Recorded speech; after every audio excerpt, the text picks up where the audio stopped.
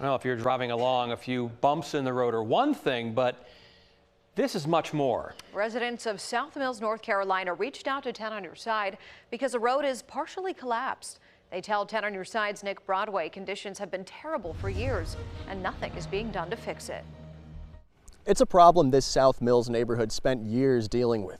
Holes and sinking roads, requiring them to put in things like steel plates, let cars drive over. But things finally came to a head at that intersection over at Long Pine after some weekend rainfall. What we're looking at is the result of the roads not being correct anymore.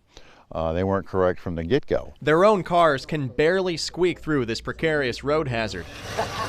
And it's the only way in for at least 20 homes in the Sanders Crossing neighborhood. Someone set out this box for packages since things like delivery trucks, fire trucks, school buses, and ambulances cannot get through. My wife has a medical problem, so if I have to call an ambulance, I'm going to have to carry her all the way out here. The Camden County manager confirmed what neighbors told me about the history of this development. A now defunct company owned by Dwight Wolf started the project about 20 years ago.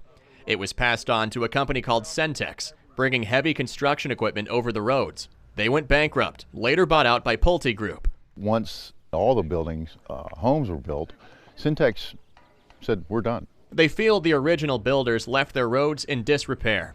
Neighbor Michael Hootman obtained this paperwork after buying his home, showing Centex, now Pulte Group, is obligated to maintain the roads.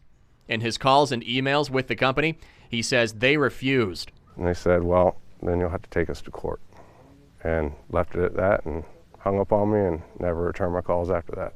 When they contacted the county and DOT for help, they were told the roads are private and they have to fix it.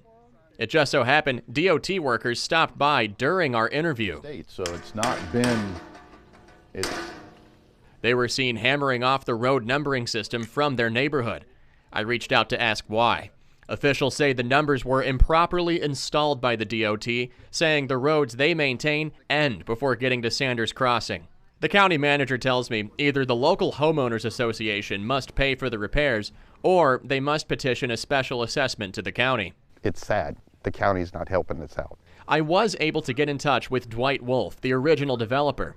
He's out of the country, but tells me off camera he feels bad for the neighbors and sees local governments prolong road repair disputes all the time. They're hoping to get some help soon, worried their roads will only get worse over time. Reporting in South Mills, Nick Broadway, 10 on Your Side.